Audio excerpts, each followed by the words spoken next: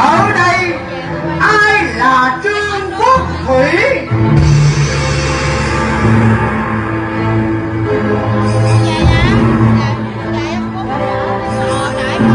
Ta Trương Quốc Thủy.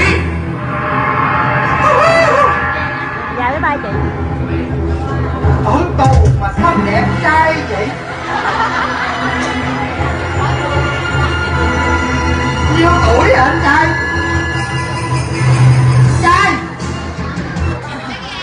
Trai nhiêu tuổi? Trai nói hỏi. Sợ làm sợ trai. Trai Chuyện gì? hỏi chút rồi hỏi thăm sức khỏe. Ở trong tù vui không? Thôi thôi hãy đi lời gian liêu chào. Cái gì mà nói ra? Ta với mi không cùng hòa chung chỉ hương. Hãy đi đi đừng mong biết ta lòng ta đây rất trong vàng. Hãy về nơi liêu chào. Ta đây một lòng cho tứ bạn quyết một lòng không phải. Anh cười ghê vậy? Anh thấy anh ở tù buồn anh vô chơi anh cho vui anh đuổi anh về hoài vậy? Nhà ngươi là gì ở Liêu Trọng? Dạ em là thái giám quan. Hãy dám à?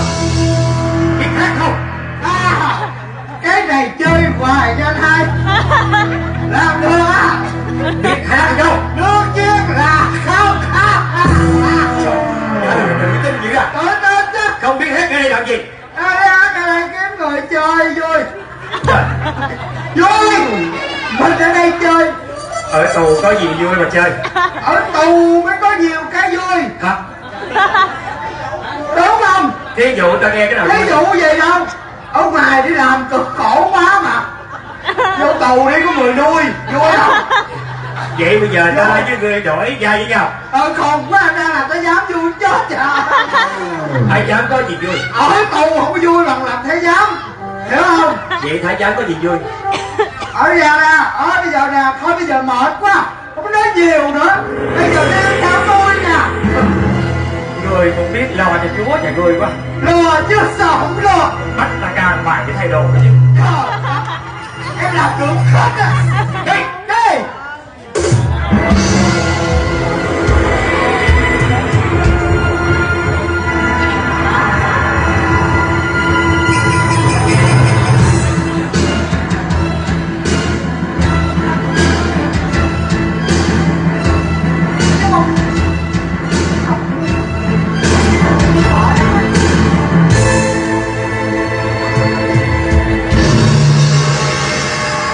Đi vòng mới chịu luôn á.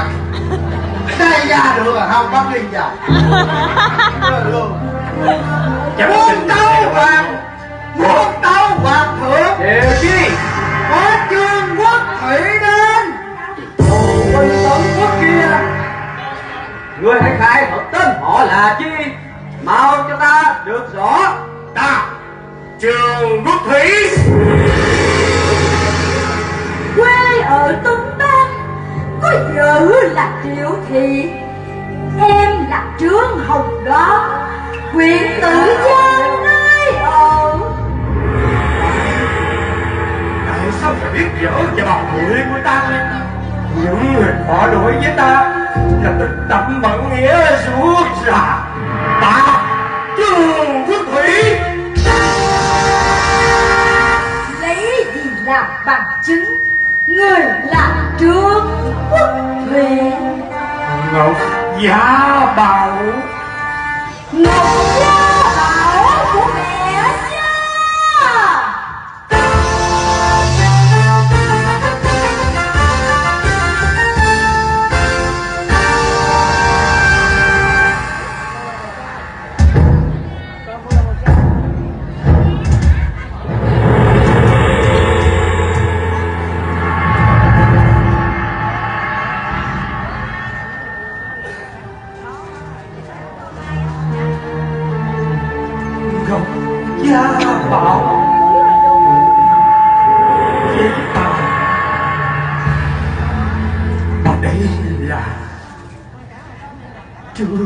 hồng loan, trường hồng loan bao môi Trương Quốc Thủy.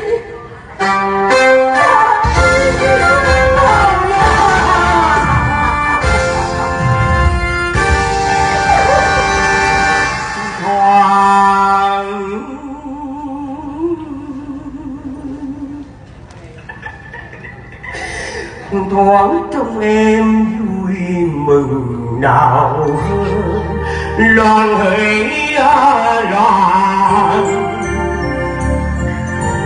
chiến tranh lan tràn đôi bên chia đàn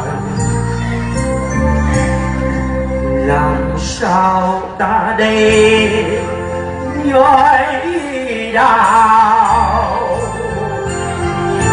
kể qua bao chuyện em hiện sao ở đây rồi quên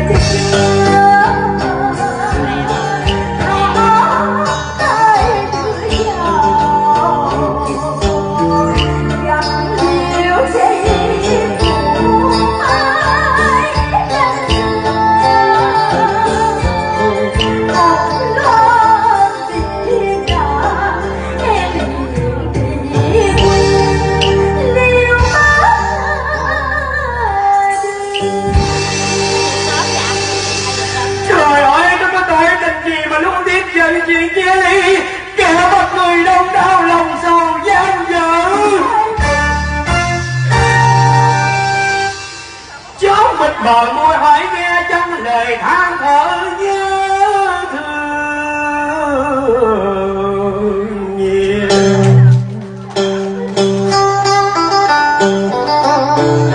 những chuyện kể từ đây hồi đau xót trong lòng chiều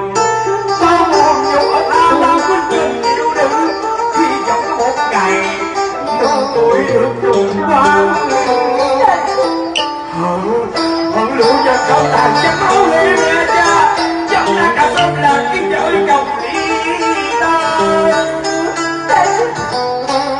sao mùi ở nơi chơi bão vàng nồng sáng về lòng kẻ tâm lên trong ngôi bà hoàng đã quyết định hiểu lầm khi quốc gặp tràn sang tất cả chị nương dẫn dấu hồng loan sau nương rẫy em sợ quá không thét lên trong nước liền khi tình trạng chung quanh mình không có một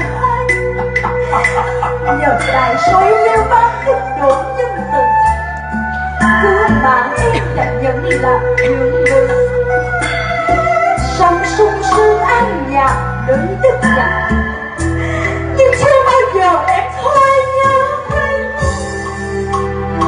nhưng em biết phải tìm đến thứ gì tốt thế nào trong cơn loạn lạc trong tường sống chết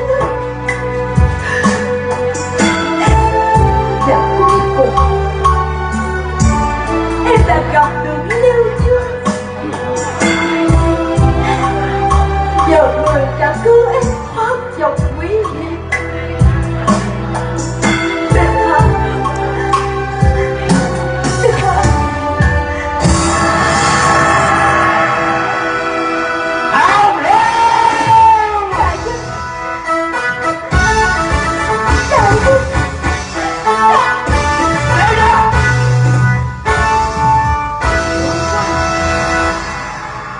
Quỳnh hiếu dùm phải lan quán cơ giá thù đừng ngã má